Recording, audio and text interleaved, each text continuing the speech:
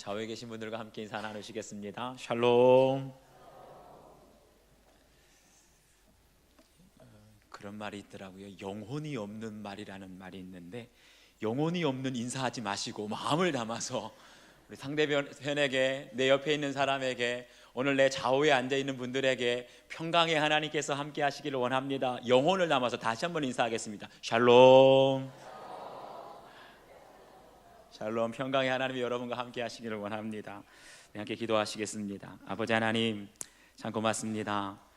거룩한 주일을 주님 앞에 허락하여 주시고 또 예배의 자리로 인도하심을 감사합니다.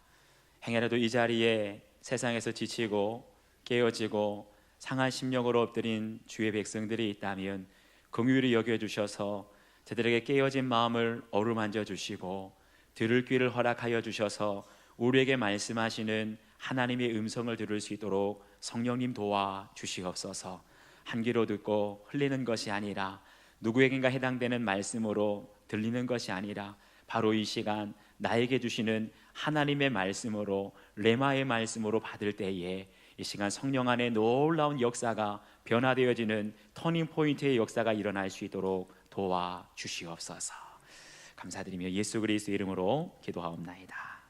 아멘. 할렐루야. 제가 계속해서 주일 낮 예배 때 내 인생의 터닝포인트, 전환점이지요. 과연 우리가 성경에 있는 수많은 사람들이 있는데 그냥 그렇고 그런 사람이 있고, 그들의 인생 가운데 찾아오시는 하나님을 만나고 이전과 이유가 분명하게 구분되는 전환점, 터닝 포인트를 갖는 사람들이 있었습니다. 저희가 지금까지 야곱을 살펴보았고요, 모세를 살펴보았습니다. 이 사람들은 하나님의 백성이었어요. 하나님을 믿는 사람들이었습니다. 그런데 오늘 말씀에 나오는 나아만은 이방인이었어요. 하나님을 알지 못하는, 믿지도 않는 사람이었는데, 그러한 나아만에게 어떻게 하나님이 찾아가 주시고 어떻게 나아만의 인생의 터닝 포인트, 전환점이 오게 되었는지 오늘 그 말씀을 나눌 때에 여러분 인생에도 뜻하지 못한, 상상하지도 못했던 사람들을 통해서 놀라운 인생의 전환점이 오게 되기를 주의 이름으로 축원합니다. 첫 번째, 내 인생의 전환점은 바로 나의 약점, 나의 가장 약한 치부를 통해서 오게 된다는 겁니다. 우리 1절 말씀을 다 같이 함께 읽겠습니다. 1절 시작.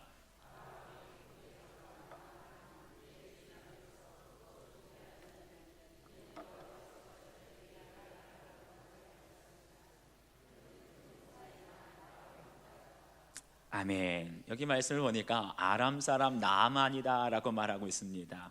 아람은 오늘날로 말하면 시리아를 말하는데요, 성경에 보니까 의외로 아람이라는 명칭이 참 많이 나옵니다. 예를 들면 믿음의 조상 아브라함, 그의 동생이, 그의 형제 중에 나홀이라고 있는데 이 나홀이 아람의 조상이 됩니다. 그리고 아브라함의 아들 이삭은 밧단 아람, 아람 사람이지요. 그 라반의 누이였던 리브가와 결혼을 하게 됩니다. 그러니까 이스라엘은 민족적으로 아람과 뗄래야 뗄 수 없는 그런 관계에 있었어요. 뿐만 아니라 아람 사람들은 고대로부터 시작해서 많은 무역에 종사하는 사람들이 많았기 때문에 여기저기 퍼져 있는 사람들이 많았습니다. 그래서 초대교회 때도 예수님조차도 일반 사람들에게 복음서에 보면 말씀을 전할 때 아람어를 많이 사용하셨다는 것을 알 수가 있어요. 그런데 오늘 이 나아만을 소개하기를 아람 왕의 군대 장관이 했다라고 말하고 있어요.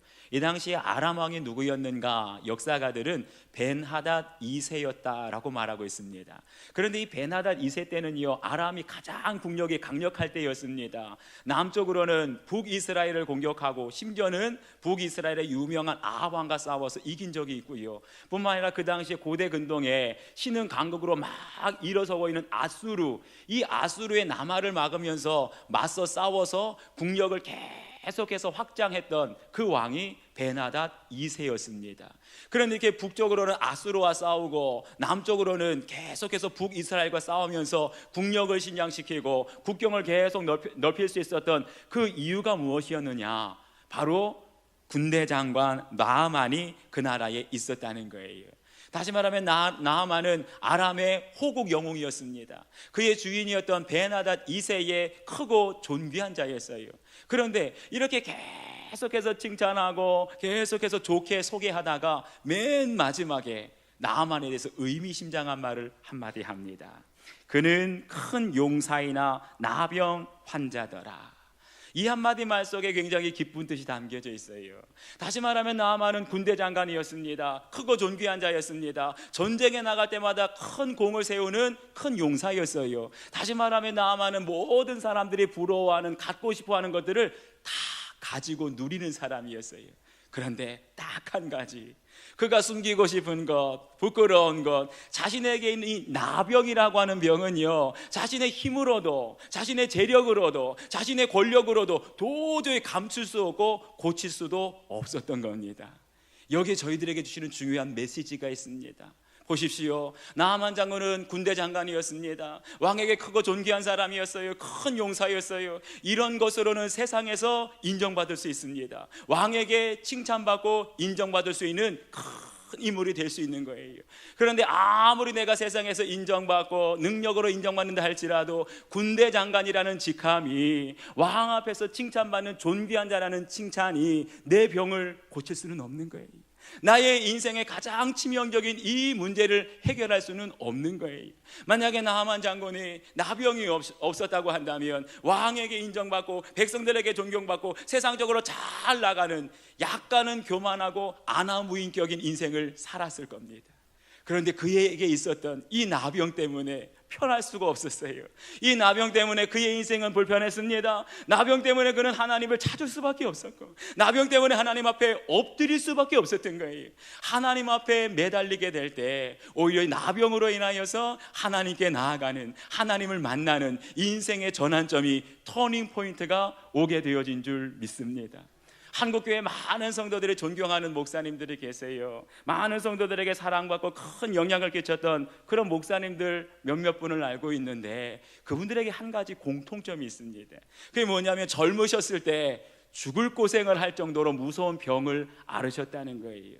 지금이야 폐병이나 폐결핵이 그렇게 무서운 병이 아니지만 50년대, 60년대까지만 해도요, 폐병으로 죽는 사람들이 많이 있었습니다. 그런데 저희들이 잘 알고 존경하는 한경직 목사님, 20대 때 미국으로 유학 갔다 거기서 폐병으로 죽을 뻔하다가 하나님께 소원 기도하고 사셨어요. 고인이 되셨던 존경하는 하용조 목사님, 폐병으로 앓으셨고요. 우리가 너무나 잘 아는 조용기 목사님, 김삼환 목사님, 고은 목사님, 다 한결같이 제가 간증도 들어보고 부흥회도 들어보고 자서전도 읽어봤는데 젊으셨을 때 폐병을 앓아서 죽을 고생을 하셨다는 거예요. 그런데 그분들의 간증을 다 들어보면 한 가지 공통점이 있습니다. 어느 한 분 자신들의 젊었을 때 부끄러움이 될 수 있었고 큰 고생을 하셨던 폐병이고 폐결핵인데 부끄러워하시는 분이 없습니다. 오히려 자신이 폐병을 앓았고 죽을 고비를 넘겼던 것을 자랑스럽게 간증합니다. 그 이유가 무엇이겠습니까? 사도 바울이 고백했던 것처럼 나의 약한 것들에 대하여 자랑하리니 이는 그리스도의 능력이 내게 머물게 하려 함이라. 할렐루야. 우리가 잘났을 때, 우리가 남들한테 자랑하고 싶고 남들에게 인정받는 것이 있을 때는 그것으로 하나님을 찾지 않습니다. 그런데 참 이상하지요. 나에게 부족한 것이 있을 때, 연약한 것이 있을 때, 내 힘으로 도저히 해결할 수 없는 연약함, 핸디캡, 약점이 있을 때 그것을 통해서 하나님을 찾게 되고 하나님을 의지하게 되는 줄 믿습니다. 여러분, 우리의 인생을 돌아보세요. 우리의 인생을 들어보면 분명히 남들에게 자랑할 만한 것도 있지만 어느 누구 한 사람 예외 없이 약점이 있습니다. 숨기고 싶은 것이 있어요. 어떤 분은 믿음도 좋습니다. 키도 큽니다. 얼굴도 잘생겼어요. 그런데 이상하지요. 하는 일마다 자꾸만 안 됩니다. 경제력이 약해서 곤란을 겪는 사람이 있어요. 어떤 분은 직장생활 잘합니다. 돈이 많아요. 키도 큽니다. 믿음도 좋습니다. 완벽한 것 같은데 딱 한 가지, 건강이 약해서 평생 약을 달고 사는 분이 있어요. 우리 인생을 다 보게 되면 우리가 말할 수 없는 고통이 있고 연약함이 있고 부끄러운 치부가 있습니다. 그런데 보세요.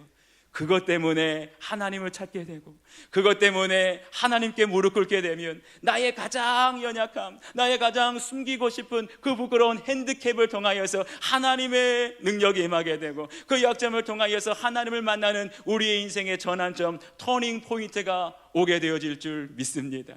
여러분, 약점을 부끄러워할 필요가 없어요. 남들보다 약하고 부끄러운 것을 감출 필요가 없습니다. 이제 그것을 자랑하시고 그것을 드러내시기를 바랍니다. 우리의 약점을 가지고 주님을 찾고 우리의 약점을 가지고 주님 앞에 엎드리게 될 때 우리의 가장 연약한 치부를 통하여 하나님의 능력이 임하게 되면 그것은 자랑이 되어지고 은혜의 통로가 되어지고 하나님의 영광이 나타나는 자리가 되어질 줄 믿습니다.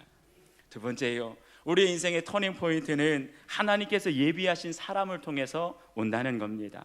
우리 2절 말씀을 한번 다 같이 읽겠습니다. 2절 시작.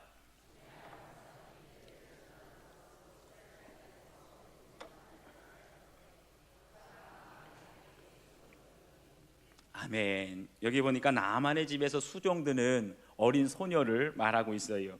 그런데 이 소녀가 어떻게 나만의 집까지 오게 되었나 보니까 전에 아람 사람이 떼를 지어 나가서 이스라엘 땅에서 어린 소녀 하나를 사로잡았다라고 말합니다. 여기 보니까 떼를 지어라는 말이 나오는데 이 말은 히브리어 원어로 게두딤이라고 합니다. 근데 게두딤이라고 하는 말은 원래 무장 강도를 뜻해요. 옛날에는 떼강도라 그랬죠.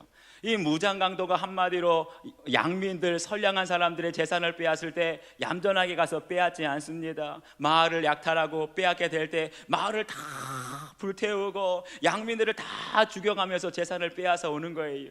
분명히 나만의 집에 잡혀온 이 어린 소녀도 어렸을 때 자신의 동네가 불타는 것을 보았을 것입니다. 자신의 부모가 이 무장강도 아람 사람들에 의해서 잔인하게 죽는 것을 보았을 거예요. 그러면서 자신은 포로로 잡혀온 겁니다. 그런 경우에는 반드시 우리 안에 뭐가 있어요? 트라우마가 생깁니다. 상처가 생기는 거예요.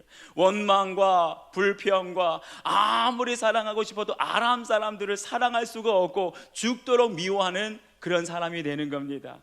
그런데요, 우리가 누군가를 원망하고 누군가를 미워하고 누군가를 향하여서 내 안에 분노가 폭발할 듯이 터져 나오는 건 이거는요, 트라우마를 해결하는 것도 아니고 고난을 이기는 게 아니에요. 그런 모습은 원망하고 불평하고 내 안에 악독이 가득한 것은 고난에 지는 겁니다. 근데 오늘 말씀을 보니까 이 나하만의 집에 잡혀온 어린 소녀는 고난에 지지 않았어요. 고난을 극복했습니다. 내 부모가 죽는 것을 보고 내 어렸을 때 고향이 다 불타는 것을 보았지만 원망과 불평과 아람 사람들을 미워하는 마음이 계속해서 솟아올랐지만 그것으로 자신의 인생을 망치지 않았어요. 가길가길 찢어지는 내 마음의 상처가 있는데 그때 내 마음을 두드리시고 내 마음을 어루만지시는 치료하시는 하나님을 만나게 되어진 줄 믿습니다. 시편 34편을 보게 되면 여호와는 마음이 상한 자를 가까이 하신다 그랬어요. 보세요, 이 어린 아이처럼 소녀처럼 마음에 깨어지고 마음이 부서지고 마음이 상한 사람이 누가 있겠습니까? 그런데 하나님은 마음이 깨어진 사람, 마음이 상한 사람, 마음이 울분이 가득한 사람을 홀로 두지 아니하시고 그가 이방 땅에 노예로 잡혀갔을 때 그를 먼저 찾아와 주시고 그의 마음을 어루만져 주시는 줄 믿습니다. 여호와는 치료하는 하나님이시라. 여호와는 치료하는 하나님이시라.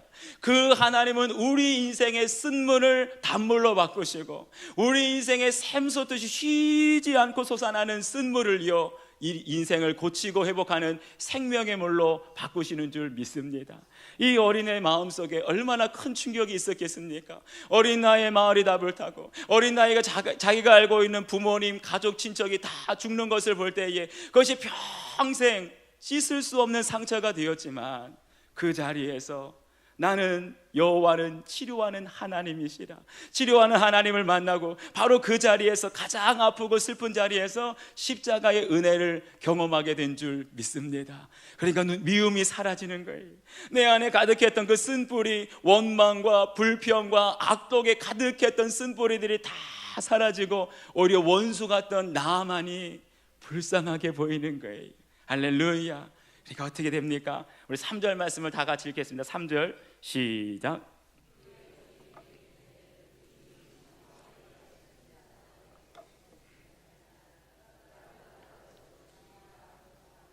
아멘. 미움이 가득하고 원망이 가득했다면 이 어린 소녀가 나하만에게 엘리사 선지자를 소개해 주지는 않았을 거예요.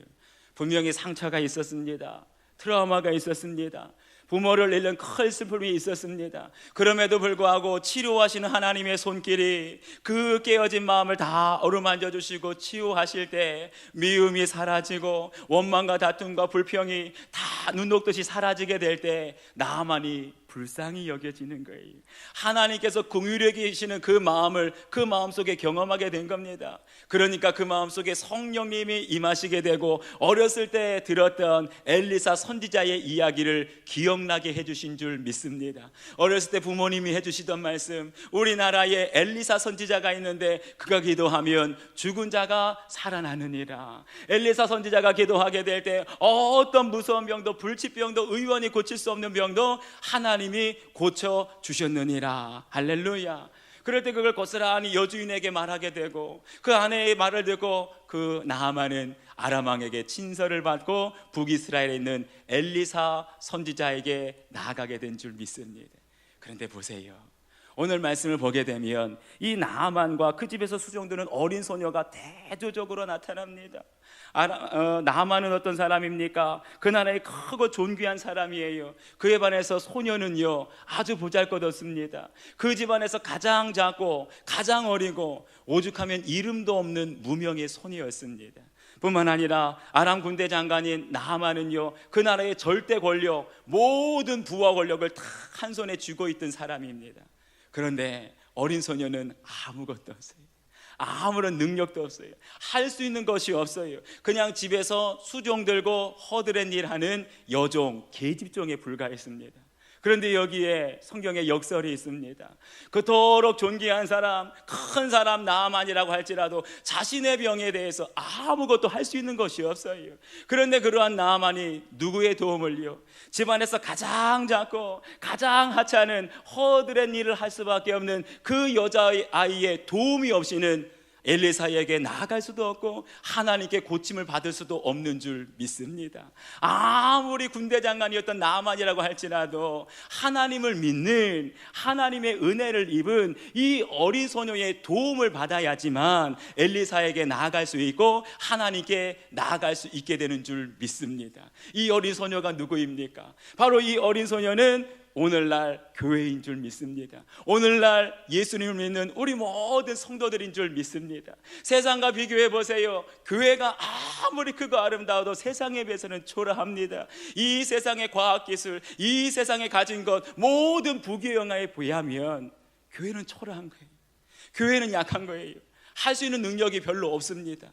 그렇지만 분명히 깨달아야 할 것은 이 세상에 해결할 수 없는 것, 과학기술로도 의술로도 해결할 수 없는 죄의 문제, 구원의 문제, 오직 예수 그리스도께 나아가고 예수 그리스도를 만나야만 해결되어지는 줄 믿습니다. 누가 이 세상을 그리스도께로 인도할 수 있습니까? 교회가 아니면, 믿는 성도들이 아니면 어느 누구도 예수님께 나아갈 자가 없습니다.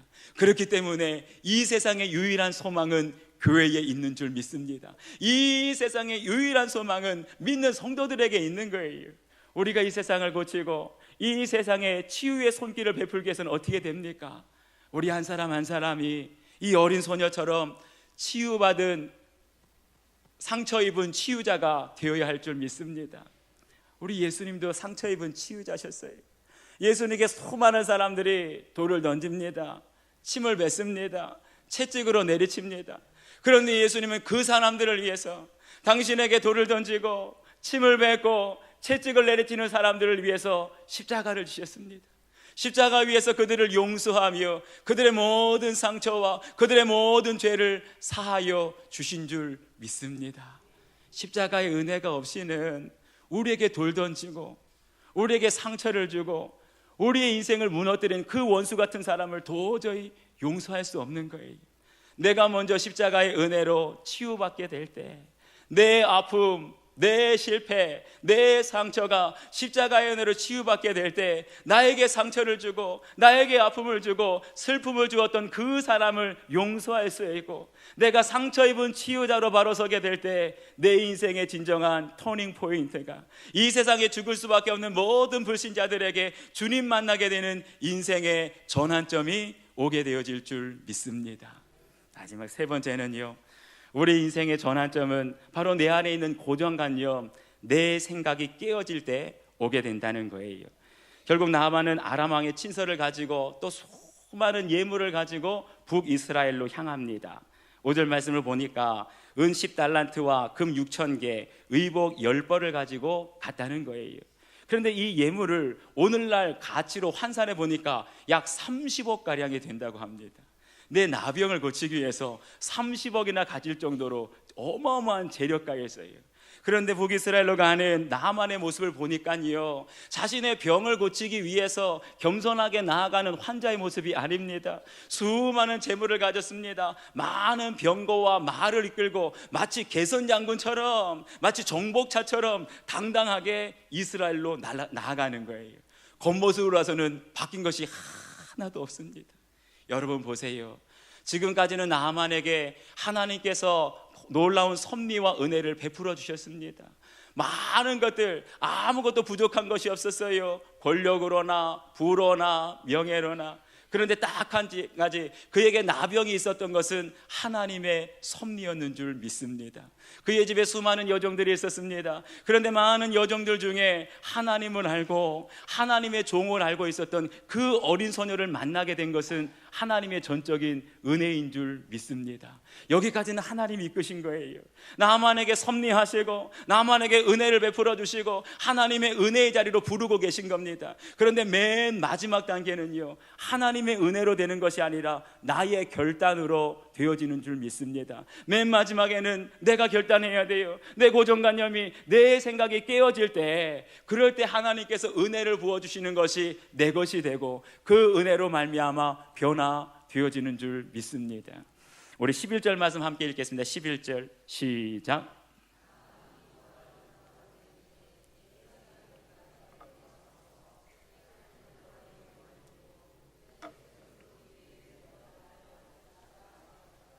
아멘. 여기 보게 되면 나아만이 자신의 조국 아람에서 북이스라엘로 가게 되는데 이미 그 머릿속에는요, 내가 엘리사 제사장을 만나게 되면 어떻게 나를 고칠까 다 생각이 있는 거예요.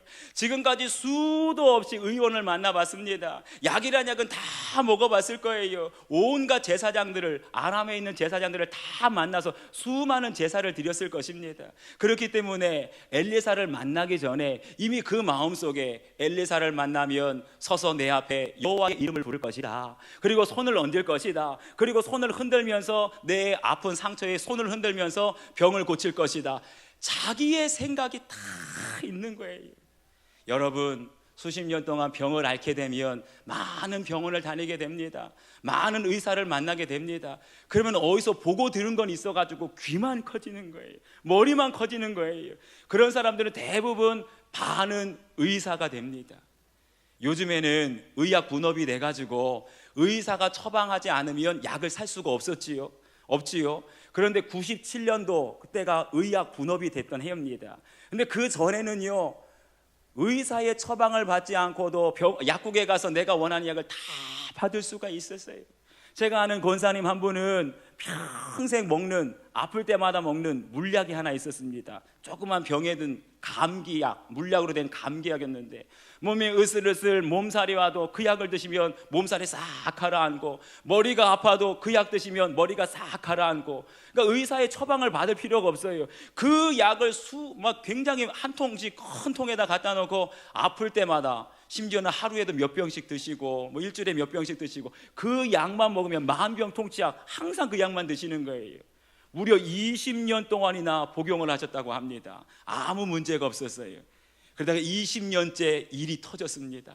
갑자기 멀쩡한 몸이 복통이 일어나기 시작합니다. 배가 꼬이기 시작하는 거예요.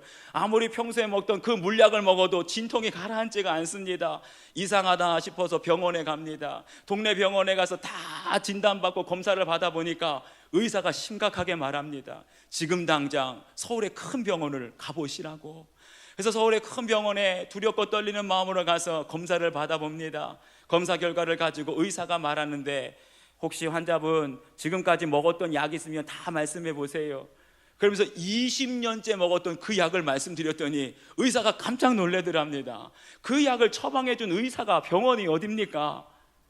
제가 먹었는데요. 20년째 먹었는데 아무런 이상이 없어서 제가 먹었는데요. 그러니까 의사가 그러더래요. 그 약 중에 있던 성분은 장기 복용을 하게 되면 위를 손상시키기 때문에 지금 환자분의 위는 구멍이 나기 직전이었습니다. 큰 위험에 처할 뻔했다고. 그 다음에 어떻게 됐겠습니까? 자기 처방으로 먹었던 약은 다 갖다 버리고 오직 의사가 처방해주는 약만 먹게 되어진 줄 믿습니다. 제가 아는 목사님 한 분이 그런 말씀을 하세요. 내가 교회에서는 하나님의 종이고, 내가 강단에서는 설교하는 설교자이고, 많은 성도들이 따르고 존경하는 영적 아비이고 영적 지도자지만, 나도 의사 앞에 서기만 하면 의사가 하는 말을 다 들어야 된다고. 의사 선생님이 앉으세요 하면 앉고, 의사 선생님이 돌아 누우세요 하면 돌아 누우고, 의사 선생님이 입 벌리세요 하면 군소리 없이 입을 벌린답니다. 심지어는 의사 선생님이 옷을 벗으세요 하면 아무 말 없이 옷 벗는다는 거예요. 그것만이 내 병을 고치는 길이고 내가 살 수 있는 유일한 길이라는 거예요. 할렐루야. 사랑하는 여러분, 우리의 병을 고치려면, 우리의 인생의 문제를 해결하려면 내 생각, 내 고집, 내 모든 고정관념과 선입견을 온전히 내려놓고 포기해야 할 줄 믿습니다. 내 생각에는 그가 여호와의 이름을 부르고, 내 생각에는 그가 손을 들어서 내 환부에 얹고 흔들 줄 알았노라. 내 생각에는 아무런 기적이 나타나지 않습니다. 하나님의 종의 말씀대로 요단강에 7번 몸을 담갔더니 어린아이와 같이 내 살이 깨끗하게 회복되었더라. 할렐루야. 내 생각이 아니에요. 내 경험이 아닙니다. 내 고정관념 다 버리고 나의 의사가 되시는 예수님께서 말씀하시는 대로 종에게 말씀하여 주시옵소서. 예수님의 말씀대로 도시 하나 빠지지 않고 순종하게 될 때 여러분의 병이 고침받게 될 줄 믿습니다. 예수님의 말씀대로 순종할 때 여러분의 인생에 도저히 해결되지 않았던 문제가 해결되어지는 기적이 나타나게 될 줄 믿습니다. 바로 그 순간이 우리의 인생의 전환점이 되는 거예요. 주님의 기적, 주님의 말씀대로 순종하여 내 문제가 해결되어지고 주님의 기적이 나타날 때 내 인생이 새롭게 변화되어지는 터닝 포인트가 되어질 줄 믿습니다. 그러는 내가 여러분 가운데 함께 하시기를 주의 이름으로 축원합니다. 우리 주신 말씀을 기억하면서 함께 이 시간 기도하기를 원합니다. 하나님께서 오늘도 저희들에게 말씀하십니다. 그 말씀을 따라 내 생각에는 고집 피우지 마십시오. 내 생각에는, 내 경험에는 다 내려놓기를 원합니다. 주여, 종에게 말씀하여 주시옵소서. 나의 병이 고침받기를 원합니다. 나의 문제가 해결되기를 원합니다. 종에게 말씀하여 주실 때 그 말씀대로 순종할 수 있는 믿음을 허락해 달라고 우리 간절한 마음으로 함께 기도하겠습니다. 아버지 하나님, 아버지 하나님, 참으로 고맙습니다. 오늘도 종들에게 예배 가운데 임재하여 주시고 바로 이 자리에서 저희들에게 말씀하고 계신 줄 믿습니다. 문제를 가지고 나온 성도들이 있습니다. 아픈 질병을 가지고 나온 성도들이 있습니다. 도저히 내 힘으로 내 능력을 해결될 수 없는 문제 앞에 좌절하고 낙심하고 절망한 성도들이 엎드렸습니다. 주여, 말씀하여 주시옵소서. 주의 말씀을 따라 순종하게 될 때 내 생각에는 내 삶이 아니라 이제는 주님의 말씀대로 하나님의 종이 선포하는 그 말씀을 따라 순종하며 나아가게 될 때에 우리의 인생에 새로운 길이 열려지게 하여 주시고 우리의 인생의 전환점, 터닝 포인트를 허락하여 주셔서 이제는 나의 약점을 통하여 주님의 능력이 머무르게 하여 주시고 주께서 예배하신 종들과의 만남을 통하여 내 인생이 축복의 길로, 생명의 길로, 진리의 길로 걸어갈 수 있도록 도와주시옵소서. 아버지 하나님, 오늘도 주의 백성들에게 오셔서 말씀하시니 감사합니다.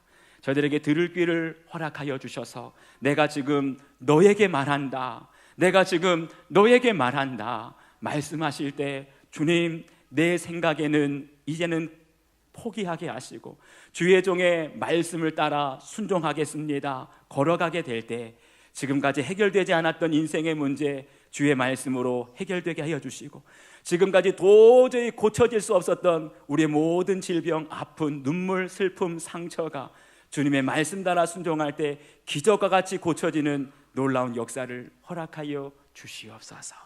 감사드리며 예수 그리스도 이름으로 기도하옵나이다. 아멘.